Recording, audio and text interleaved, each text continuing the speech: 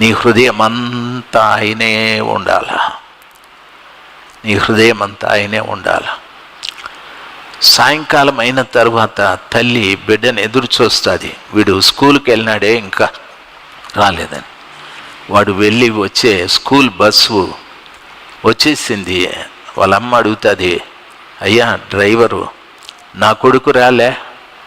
ఏమో సిస్టర్, వాడు స్కూల్లో ఎక్కలేదని.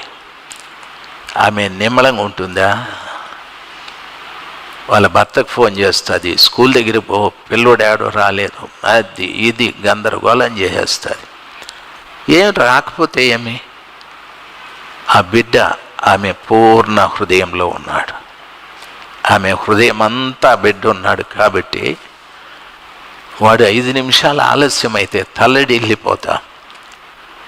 ఈ మధ్యన ఎక్కడో నేను కూటానికి పోయి మాట్లాడి ఒక ఇంటికి భోజనాన్ని పిలిస్తే వెళ్తే ఆ ఇంట్లోకి వాళ్ళ బంధువులు కూడా వచ్చి వాళ్ళ కొడుకుని రేయ్ ఇట్లా రారా అన్నాడంతే.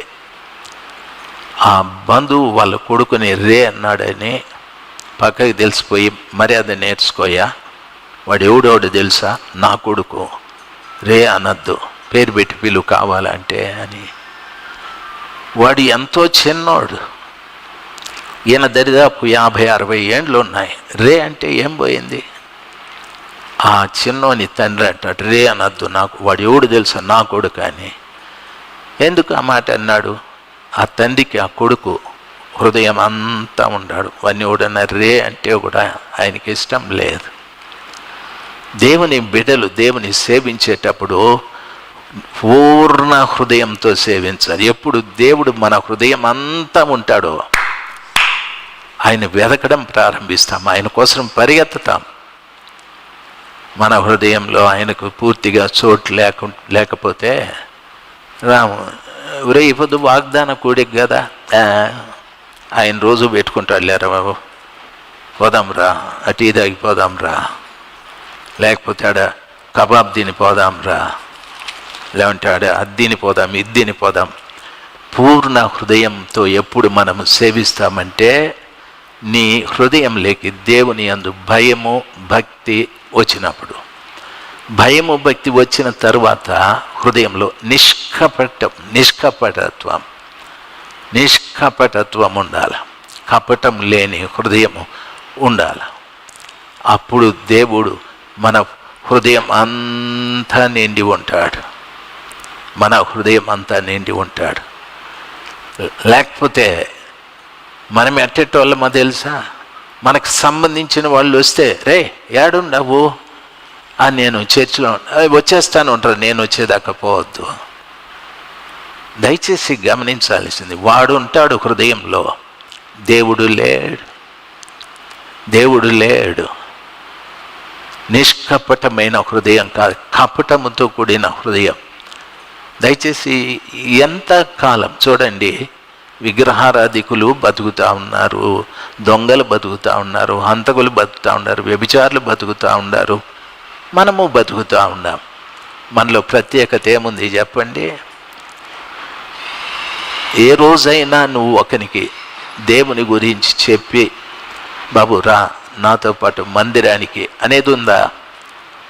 లేదు. ఇక్కడ సమాచారాలు చెప్పి వచ్చే వాళ్ళని నాశనం చేస్తూ ఉంటాం, వచ్చే వాళ్ళని పాడు చేస్తూ ఉంటాం. ఆ శాపం ఊరికే పోదు. దయచేసి చెప్తాను, సంఘం అంటే ఒకరు సువార్త చెప్పి అనేకుల్ని ప్రభు దగ్గరికి నడిపించాలి. అంతేగాని మనుషుల్ని గురించి వాళ్ళ బలహీనతల గురించి చెప్పుకొని నవ్వుకొని ఇవన్నీ చేస్తే అప్పటికి నీకు చెల్లుతుంది, కొంతకాలానికి అవే రివర్స్ అవుతాయి, అవే నీ మీద రివర్స్ అవుతాయి. నేను ఎందరినో చూసినాను, అనుభవించినాను కాబట్టి చెప్తా ఉన్నాను. దేవుడు నిజంగా నా కొరకు గొప్ప కార్యాలు చేసి ఉంటే సంతోషంతో నేను ఉంటాను. నేనెప్పుడు నా గురించి నేను బాధపడలేదు. దేవుడు నన్ను చాలా సంతోషంగా పెట్టాడు. ఈ సంఘంలో పని చేస్తూ ఉండే దానివల్ల మిమ్మల్ని చూసి బాధపడాల్సి వస్తూ ఉంది, దుఃఖపడాల్సి వస్తూ ఉంది. ఇంకెన్నేండ్లయితే వీళ్ళు దేవుడు కోరుకున్నట్లుగా మారుతారని? ఎన్నేండ్లు కావాలా? ఇప్పటికి ఎన్నేళ్ళ నుండి ఇక్కడికి వస్తూ ఉన్నారు. ఏమైనా మార్పు?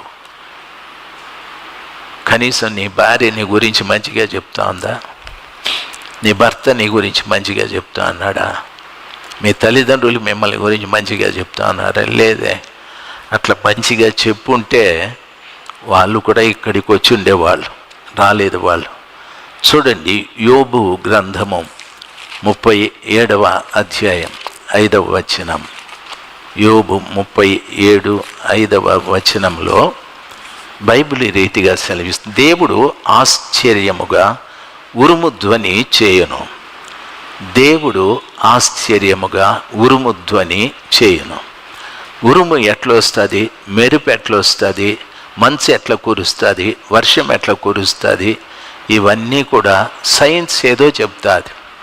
అయితే దేవుడు మాత్రము ఉరుమును ఆయనే పుట్టించాల, మెరుపును ఆయనే పుట్టించాల, వర్షాన్ని ఆయనే కురిపించాల, మంచును ఆయనే కురిపించాల. ఆయన అనుజ్ఞ లేకుండా ఏది జరగదు. ఆయన ఆజ్ఞ లేకుండా ఏది జరగదు. అందుకంటాడు దేవుడు ఆశ్చర్యముగా ఉరుము ధ్వని చేయును. దేవుడు ఆశ్చర్యముగా ఉరుము ధ్వని చేయును.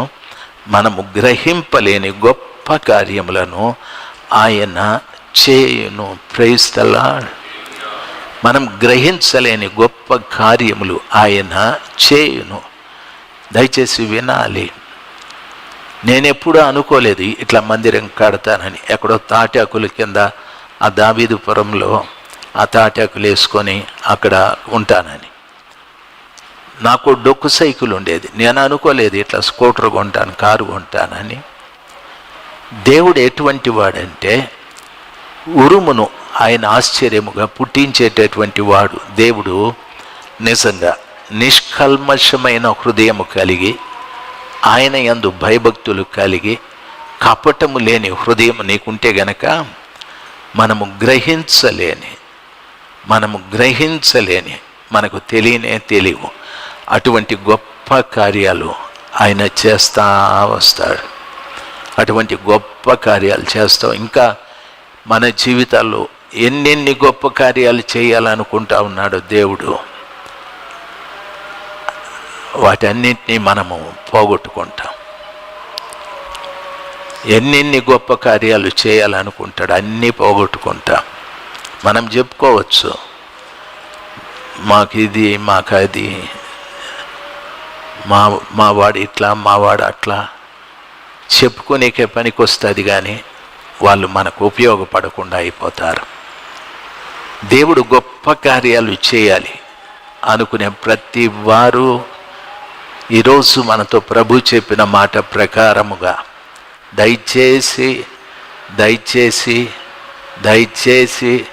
ఆయన చేసిన కార్యాలన్నీ జ్ఞాపకం చేసుకుంటూ ఆయన యందు భయము భక్తి కలిగి, నిష్కపటమైన హృదయము కలిగి, పూర్ణ హృదయముతో ఆయనను సేవించండి. పూర్ణ హృదయముతో ఆయనను సేవించండి. దేవుడు గొప్ప కార్యాలు చేసే దేవుడు ఆయన. ఆయన ఎవరిని విడిచిపెట్టే దేవుడు కాదు. అయితే ఎన్నిసార్లు ప్రభుల వారు అంటాడు, ఎన్నిసార్లు గద్దించినా లోబడని వాడు మరి తిరుగు లేకుండా హఠాత్తుగా ముగింపు మాట అంటాడు, నాశనమైపోతారని. దయచేసి దేవుని పిల్లలుగా మీకు చెప్తున్నాను, ఆలోచించండి ఒక్కసారి. 22వ వచనం యోబు గ్రంథం 36:22లో దేవుడు ఎటువంటి వాడు అంటే అక్కడ చెప్తాడు చూడండి. ఆలోచించుము, దేవుడు శక్తిమంతుడై ఘనత వహించిన వాడు. ఆలోచించుము. అన్నింటి గురించి ఆలోచిస్తాం. దేవుని గురించి కూడా ఆలోచించండి. నువ్వు చేసే పని గురించి ఆలోచిస్తావు, నీ కుటుంబాన్ని గురించి ఆలోచిస్తావు, ఆరోగ్యాన్ని గురించి ఆలోచిస్తావు, నీ సంపాదన గురించి ఆలోచిస్తావు, నీ పిల్లల్ని గురించి ఆలోచిస్తావు, బైబిల్ సెలవిస్తుంది, దేవుడు శక్తిమంతుడు. ఆలోచించండి, దేవుడు ఎటువంటి వాడు ఆలోచించండి. ఆయన శక్తిమంతుడై ఘనత వహించిన వాడు. శక్తిమంతుడై అంటే దాని అర్థం నీ దగ్గర ఒక శక్తి పనిచేస్తూ ఉంది. నీ దగ్గర ఒక శక్తి అంటారు, నా భార్య లేకపోతే నా కుటుంబం కష్టం గడిచేది, నా భర్త లేకపోతే మా భవిష్యత్తు చాలా కష్టం. అంటే భర్త అనే శక్తి, భార్య అనే శక్తి పనిచేస్తూ ఉన్నాయి. దయచేసి గమనించాలి, మీ దగ్గర ఒక శక్తి పనిచేస్తూ ఉంది.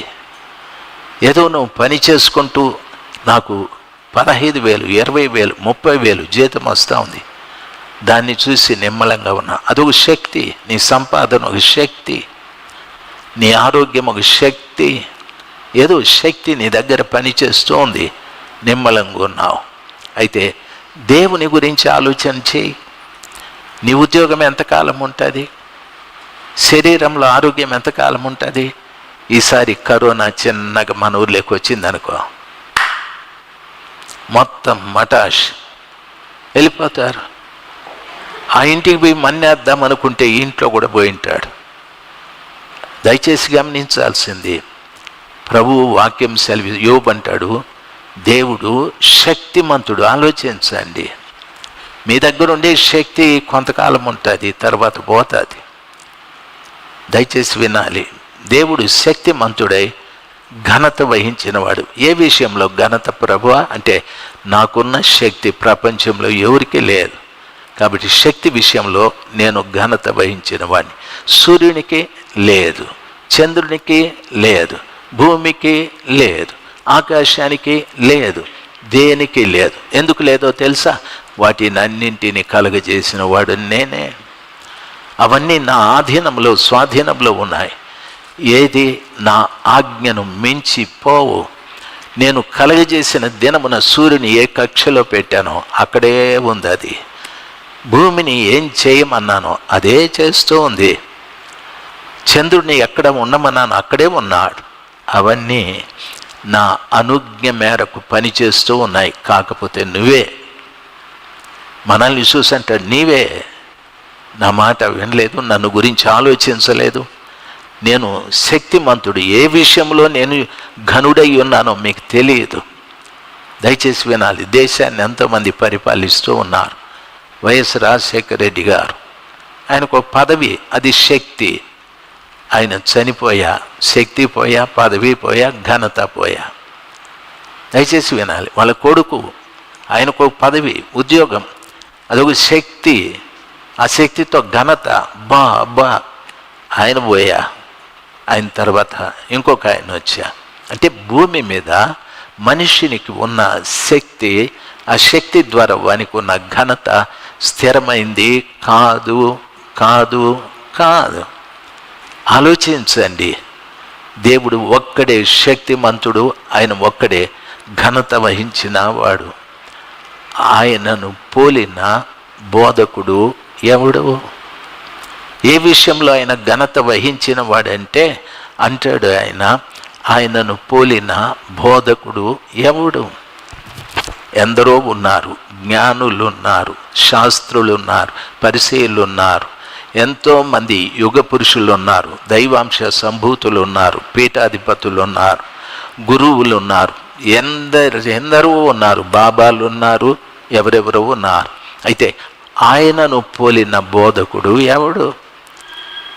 ప్రభు బోధించినట్లుగా ప్రపంచంలో ఎవరు ఇంతవరకు బోధించలేదు.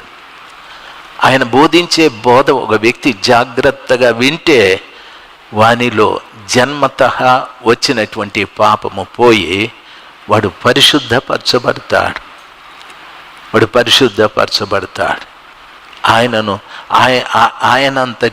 ఆయనను పోలిన బోధకుడు ఎవడు? ఆయన ఇంకొక దానికి పోల్చవచ్చు. ఆయన రాజులకు రాజు అని చెప్పచ్చు, ప్రభులకు ప్రభు అని చెప్పచ్చు. అట్లలే ఆయన వంటి బోధకుడు ఎవడు? ఎందుకు ఆయన బోధకుడు అంటే, దయచేసి వినాలి, ఆయన బోధలో ప్రపంచంలో ఒక పాపిని ఏది మార్చలేకపోయాది. పోలీస్ స్టేషన్కి ఎందుకు పోతా ఉండవురా? నా భార్యని నా భర్త కొట్టినాడు కాబట్టి అక్కడికి పోతా ఉన్నాను అంటే ప్రజలకు న్యాయం తీర్చటానికి, ప్రజలలో క్రైమ్ తగ్గించటానికి పోలీస్ స్టేషన్ ఉంది. ఎక్కడికి పోతా ఉండవు? హాస్పిటల్కి. రోగం తగ్గించటానికి హాస్పిటల్ ఉంది. ఎక్కడికి పోతా ఉండవు? కోర్టుకి. ఎందుకంటే నాకు నా ప్రతివాదికి వ్యాజ్యం ఉంది, ఆ వ్యాజ్యం తీర్చుకోవాలంటే కోర్టుకు పోవాలి. కోర్టు, క్రైమ్ తగ్గించడానికి స్టేషన్, రోగం తగ్గించడానికి వైద్యం, జ్ఞానం పెంచుకోవటానికి విద్య, ఎన్నో ఉన్నాయి. ఇవేవి ఘనమైనవి కానే కాదు.